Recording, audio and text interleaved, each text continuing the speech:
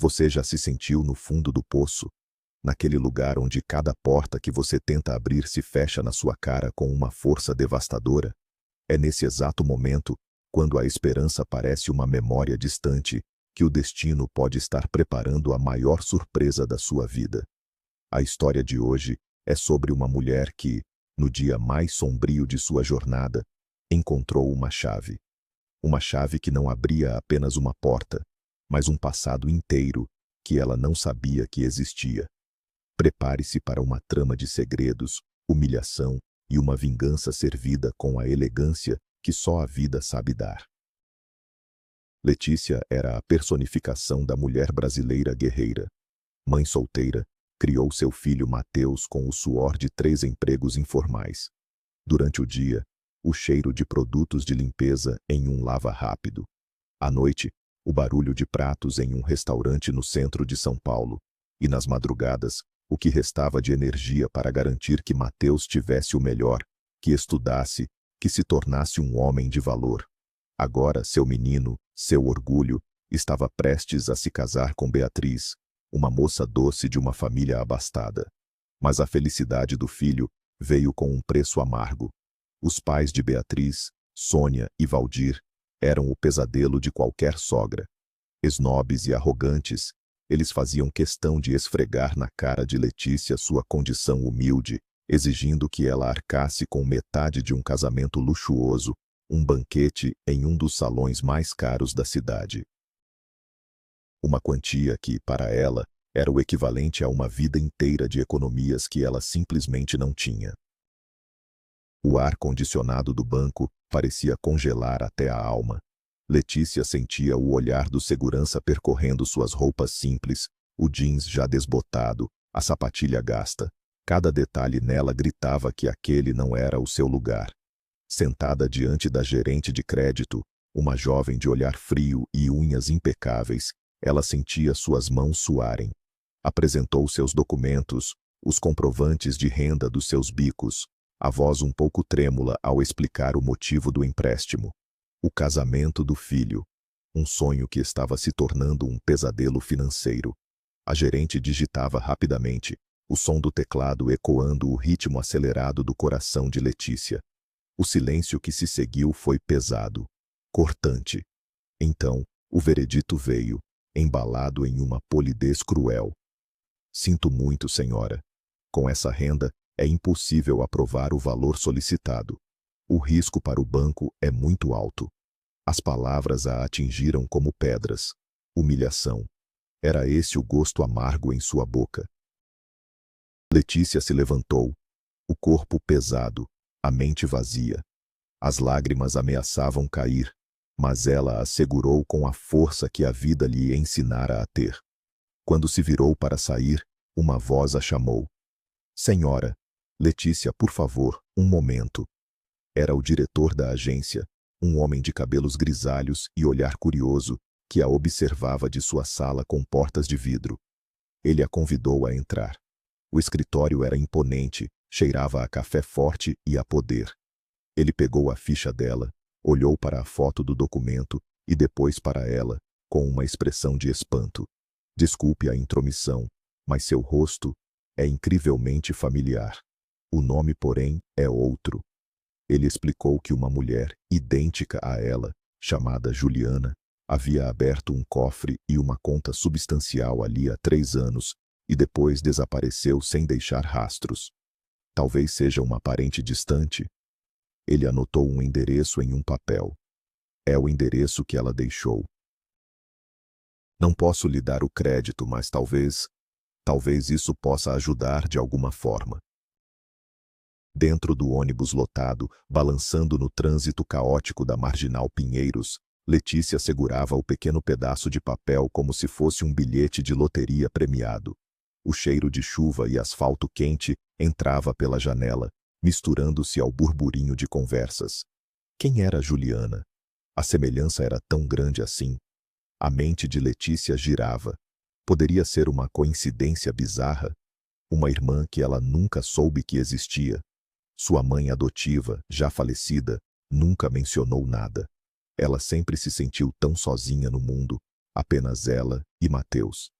A pressão dos pais de Beatriz voltava a apertar seu peito. A voz de Sônia, esnobe e cortante, ecoava em sua cabeça, zombando de sua pobreza. Aquele papel em sua mão era uma última e improvável fagulha de esperança. Um mistério que, por um instante, a fez esquecer do desespero do empréstimo negado. Ela olhou para a paisagem urbana de São Paulo, passando borrada pela janela, e tomou uma decisão. O celular vibrou na bolsa. Era Mateus. A voz do filho, sempre tão calma, carregava uma ponta de estresse. Mãe, a Sônia ligou de novo, perguntando do pagamento do buffet. Ela disse que o prazo está acabando e que não quer passar vergonha na frente dos convidados. Letícia fechou os olhos, respirando fundo para não transparecer seu próprio pânico. Calma, meu filho, eu vou resolver. Diga a ela que está tudo sob controle. Mentira. Nada estava sob controle. Ela se sentia afundando em areia movediça. Mãe, me desculpa por isso. Eu sei que eles são difíceis. A gente podia ter feito algo mais simples, só um almoço. A culpa na voz dele era a pior parte. Ela não podia deixar que ele se sentisse assim. De jeito nenhum. Você merece o melhor. É o seu casamento. Deixa comigo, filho. Eu te amo. Ela desligou, sentindo o peso da promessa esmagá-la. Ela precisava de um milagre. E talvez o endereço no papel fosse o começo de um. Letícia desabafou com Carla, sua melhor amiga, em uma lanchonete simples no bairro do Brás. O cheiro de pastel frito no ar contrastava com o amargor de suas palavras. Carla ouvia atentamente, segurando a mão da amiga sobre a mesa de fórmica. Um empréstimo negado. Já passei por isso, amiga. É horrível. E esses sogros do Mateus, que gente sem noção. Então, Letícia contou sobre o diretor do banco, a mulher idêntica e o endereço misterioso. Carla arregalou os olhos. Letícia, isso parece novela da Globo. Você tem que ir nesse lugar. Agora. Letícia hesitou. Mas e se for engano, Carla? Vou passar mais vergonha ainda? A amiga foi enfática. Vergonha de quê? Você está lutando pelo seu filho. Pior do que está não fica. O que você tem a perder? Vai que essa mulher é uma milionária que ganhou na loteria e é sua irmã perdida? Pensa nisso. Pelo menos você tira essa dúvida da cabeça. Vai, amiga. Pega um ônibus, um metrô, o que for. Mas vai. O incentivo de Carla foi o empurrão que faltava.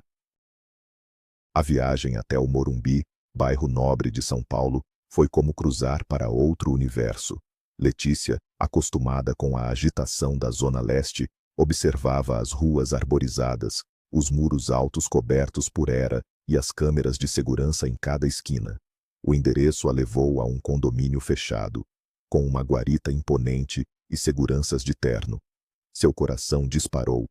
Com a voz trêmula, ela deu o nome da rua e o número ao interfone, sem saber o que dizer em seguida.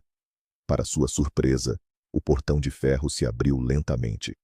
Ela caminhou por uma alameda silenciosa, passando por mansões que mais pareciam cenários de filme. A casa que procurava era a última da rua. Uma construção elegante de estilo clássico, cercada por um jardim impecavelmente cuidado. O cheiro das gardênias flutuava no ar.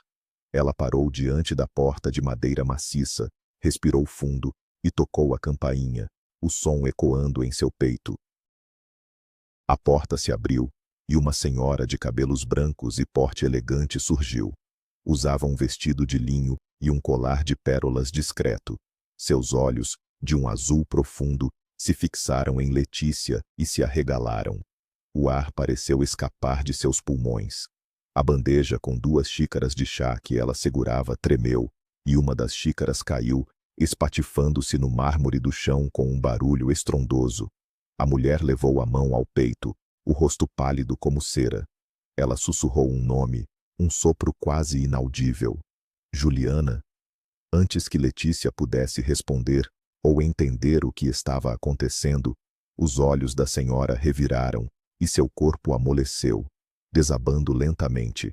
Por puro reflexo, Letícia se adiantou e conseguiu ampará-la antes que atingisse o chão por completo, o coração martelando em pânico.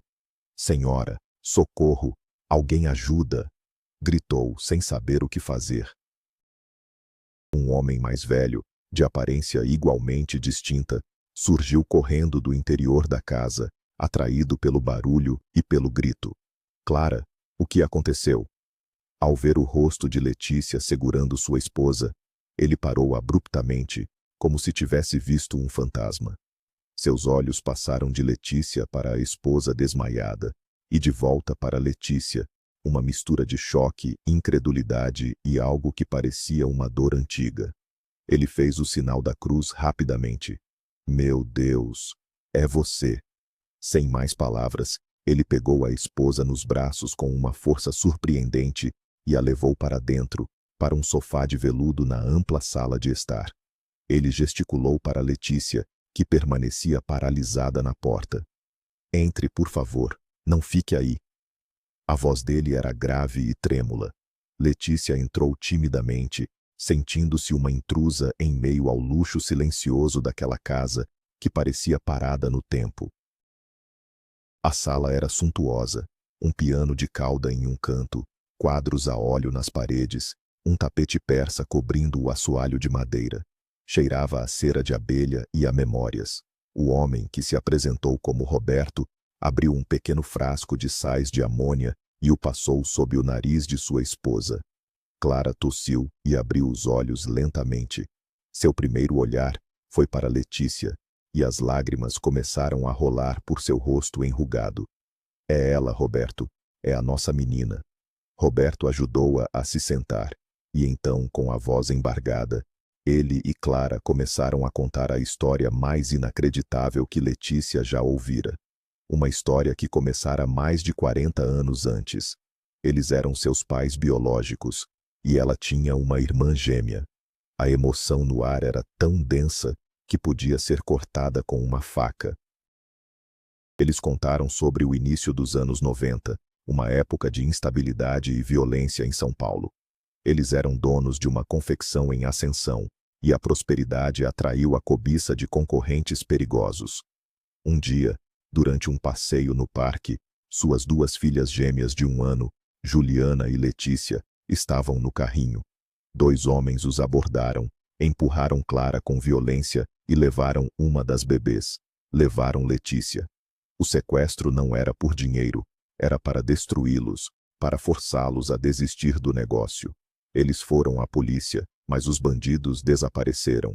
A investigação concluiu que os sequestradores provavelmente foram mortos em uma guerra de gangues e que a criança estava perdida para sempre. Clara chorava ao recontar a história, uma dor que 4 décadas não conseguiram apagar. Roberto segurava a mão dela, o rosto marcado pela mesma angústia. Roberto se levantou e pegou um antigo álbum de fotos com capa de couro. Ele o abriu no colo de Letícia.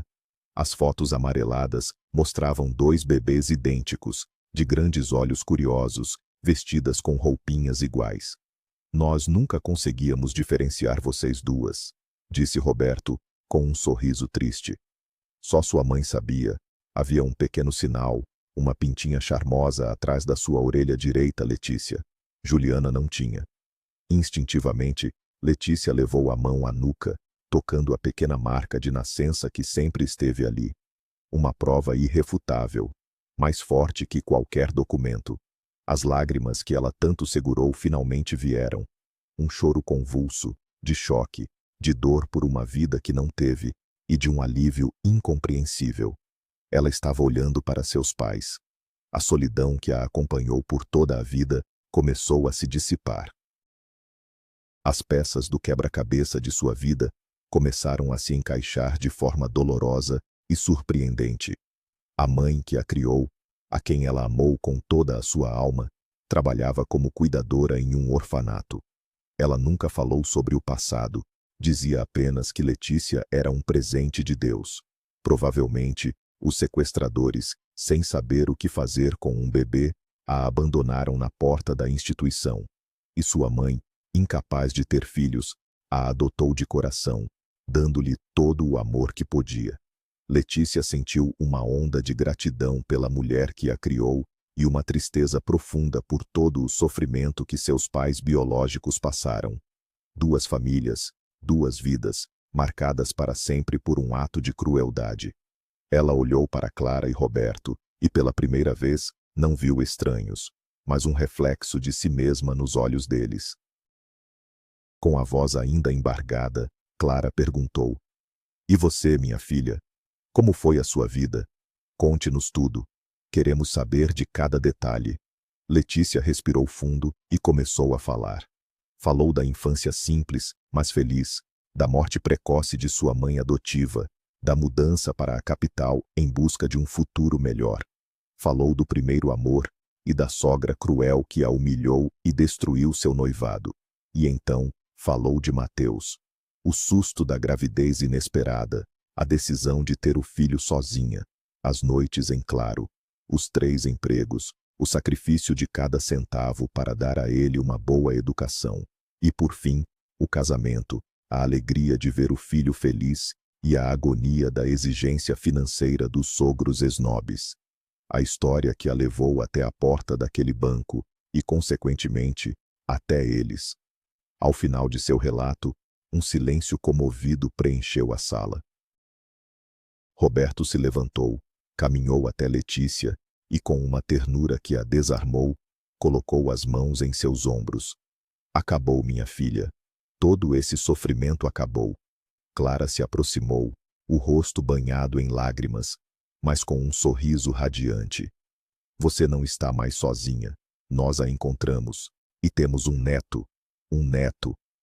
A palavra ecoou na sala, cheia de um significado profundo. Não havia pena nos olhos deles, apenas um amor imenso e protetor que parecia querer compensar todos os anos perdidos. "Esse casamento", disse Roberto, com a voz firme, "será o evento do ano, e você não vai pagar um centavo. Nós vamos dar ao nosso neto a festa que ele merece, e vamos mostrar a essa gente o que significa mexer com a nossa família." A sensação de alívio foi tão intensa que Letícia sentiu os joelhos fraquejarem. Ela tinha uma família. Em meio à emoção do reencontro, Letícia perguntou sobre a outra mulher, a do banco. "E Juliana? Onde ela está?" O sorriso de Clara desapareceu, substituído por uma sombra de tristeza. Ela contou que Juliana, ao contrário da irmã que a vida forçou a ser forte, cresceu superprotegida e se tornou uma jovem rebelde. Envolveu-se com as pessoas erradas, sempre buscando emoções fortes. Ela se apaixonou por um aproveitador, disse Roberto com amargura. Um golpista que só estava interessado em nosso dinheiro. Tentamos avisá-la, mas ela não nos ouviu. Juliana fugiu de casa com o namorado, levando uma quantia significativa de dinheiro e joias de família. O ato foi uma traição que partiu o coração dos pais e criou uma barreira entre eles que nunca foi totalmente superada. A história de Juliana teve um final trágico. O namorado a abandonou depois de gastar quase todo o dinheiro. Envergonhada demais para voltar para casa, ela tentou se virar sozinha. Foi quando descobriu uma doença grave, já em estágio avançado. "Recebemos uma ligação do hospital", disse Clara, a voz sumindo. "Corremos para lá. Ela estava tão frágil." Eles a perdoaram instantaneamente, deram-lhe o melhor tratamento, mas era tarde demais. Juliana faleceu há 3 anos. Antes de morrer, talvez num último ato de arrependimento, ela pegou o que restou das joias e do dinheiro e guardou tudo no cofre do banco, talvez para proteger do ex-namorado ou para, de alguma forma, devolver à família. Ela era uma boa menina no fundo, sussurrou Clara. Apenas perdida. Letícia sentiu uma dor aguda pela irmã que nunca chegou a conhecer, unidas pelo mesmo rosto e separadas pelo destino. A herança de Juliana, intocada no banco, agora pertencia a Letícia. Era como se a irmã, mesmo após a morte, estivesse cuidando dela. Clara e Roberto insistiram que o dinheiro e as joias eram dela por direito. É um presente da sua irmã. E nós faremos mais. Você nunca mais precisará se preocupar com dinheiro. Nos dias seguintes, eles contrataram um advogado, realizaram um exame de DNA que confirmou o parentesco com 99,9% de certeza e regularizaram toda a documentação. Letícia, acompanhada de seus pais, voltou àquela mesma agência bancária. O diretor, Sr. Almeida, ficou boquiaberto ao ver os três juntos e entender a história. Acessaram o cofre, e lá estavam as joias da avó e uma quantia que mudaria sua vida para sempre. Mas a maior riqueza não estava ali. Estava ao seu lado, na forma de um pai e uma mãe que a olhavam com um amor infinito. Ligar para Mateus foi um dos momentos mais surreais da vida de Letícia. Ela estava em seu novo quarto na casa dos pais, um ambiente luxuoso que ainda parecia um sonho. "Filho, você está sentado?" Ela começou, rindo nervosamente. Ela contou tudo, desde o empréstimo negado até o encontro com os avós que ele nunca soube que tinha. Do outro lado da linha, houve um silêncio chocado, seguido de uma exclamação. "Mãe, isso é inacreditável. Você está bem, vovô e vovó?" Ele já os chamava assim. A alegria na voz dele era contagiante. "Mãe, eu não consigo acreditar. Depois de tudo que você passou, você merece toda a felicidade do mundo. Eu quero conhecê-los." Não havia inveja ou estranhamento, apenas felicidade pura por ela. Naquele momento, Letícia teve a certeza de que todo o seu sacrifício valeu a pena. Ela havia criado um homem de coração bom e generoso. Ir às compras para o casamento foi uma experiência completamente nova. Em vez das araras de promoção do Brás, Clara a levou para a rua Oscar Freire, o endereço da alta costura em São Paulo. Em uma boutique exclusiva, com vendedoras atenciosas que lhe serviam espumante, Letícia se sentiu deslocada. Mas Clara, com sua elegância natural, a guiou. "Experimente este, querida. A cor vai realçar seus olhos." Letícia provou um vestido de seda lavanda, de corte impecável, que caía como uma luva em seu corpo. Ao se olhar no espelho, ela não reconheceu a mulher cansada de sempre. Viu uma mulher bonita, radiante. Clara se aproximou por trás, os olhos brilhando. "Minha filha, você está deslumbrante." Naquele provador luxuoso, entre vestidos caros e taças de cristal, elas recuperaram um pouco do tempo perdido, um momento simples de mãe e filha que o destino lhes havia roubado. O dia do casamento amanheceu ensolarado, um presságio de bons tempos. Letícia passou a manhã em um salão de beleza, algo que não fazia há décadas.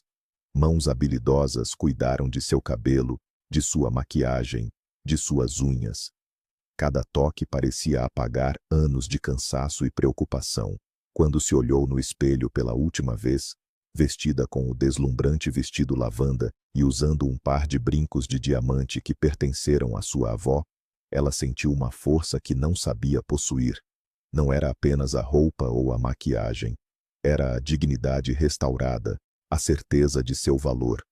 Hoje, ela não era a faxineira, a lavadora de pratos. Era Letícia Kruger, mãe do noivo, filha amada, e estava pronta para a festa. O salão de festas era ainda mais opulento do que ela imaginava. Lustres de cristal, arranjos de flores extravagantes e um batalhão de garçons servindo canapés. No meio de tudo, Sônia e Valdir, os pais da noiva, circulavam como pavões.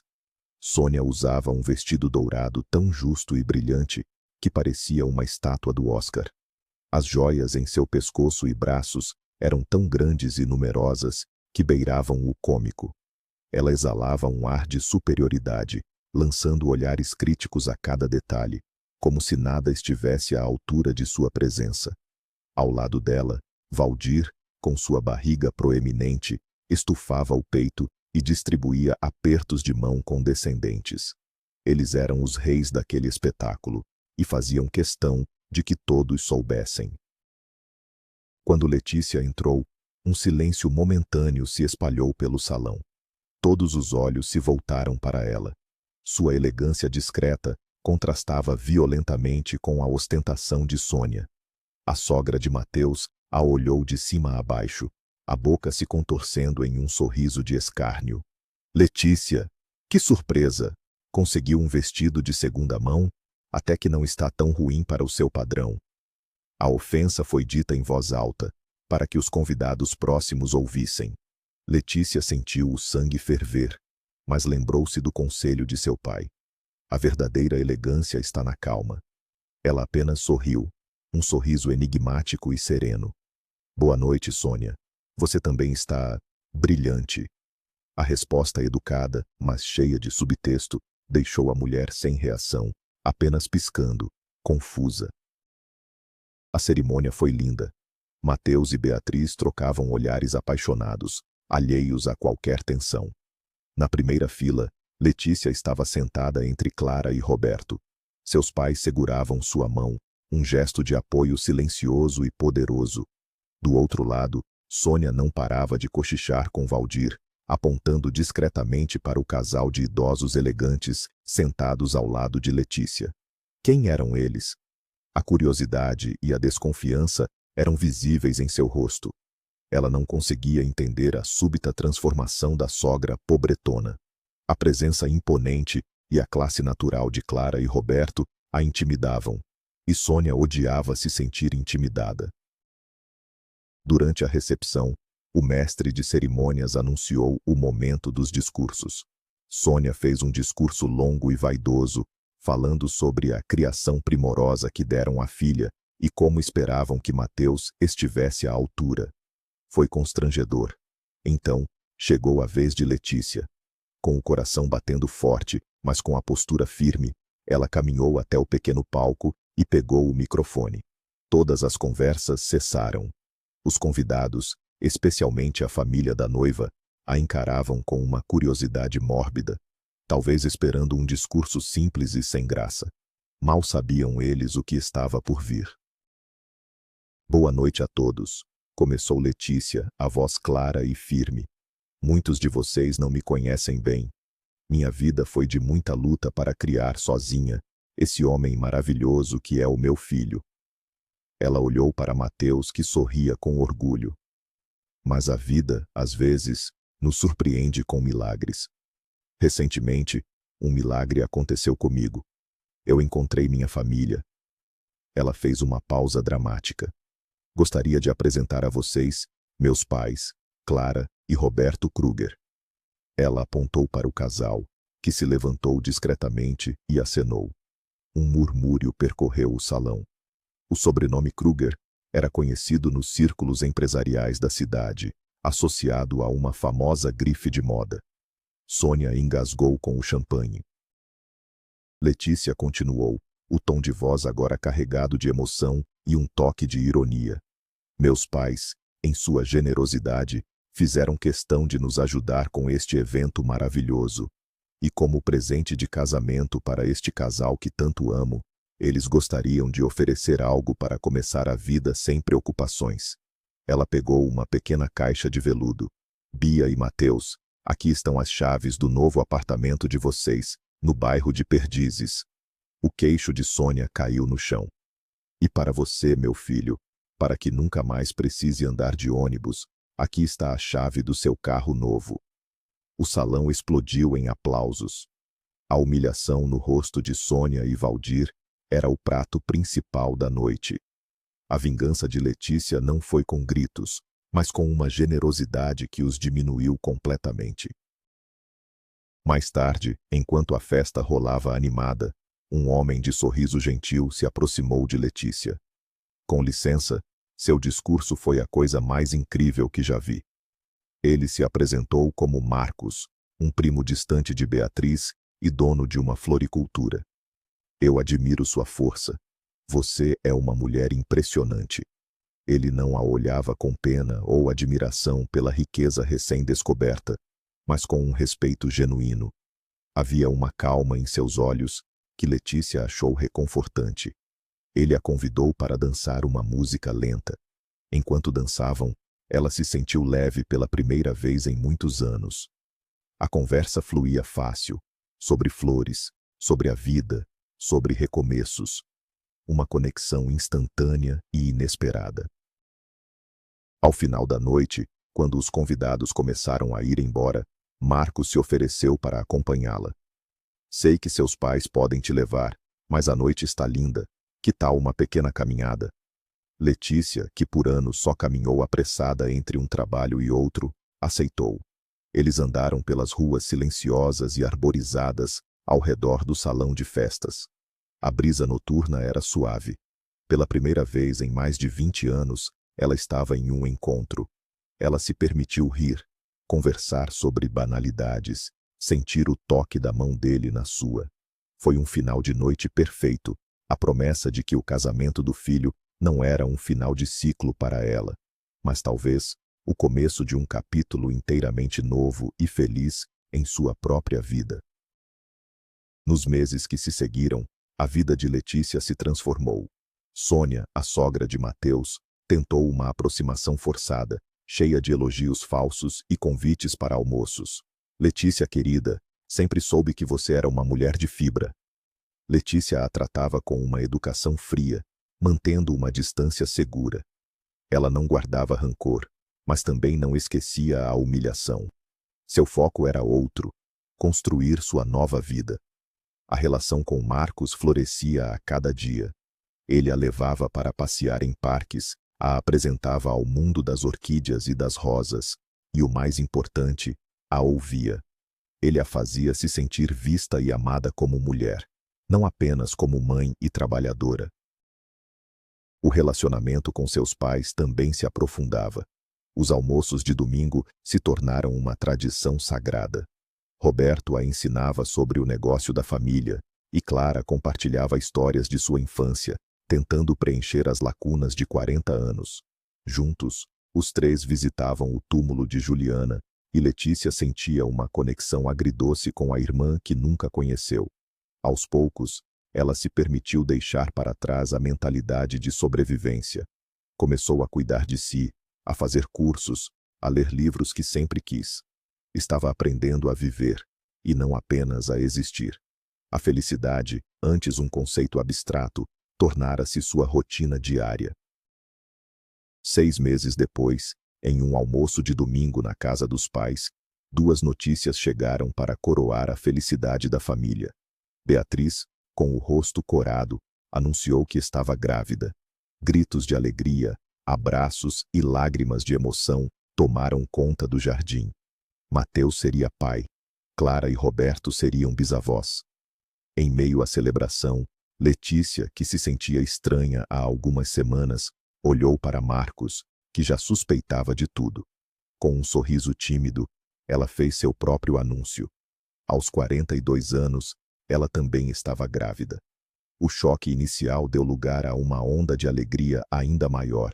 Sogra e nora, grávidas juntas. Um sinal do destino, uma prova de que a vida, quando decide presentear, o faz em dobro. Aquela família, antes quebrada e incompleta, agora estava transbordando de vida e de futuro. A guerreira finalmente encontrou seu final feliz, que na verdade era apenas um novo e maravilhoso começo. Obrigado por assistir a esta história de superação e esperança.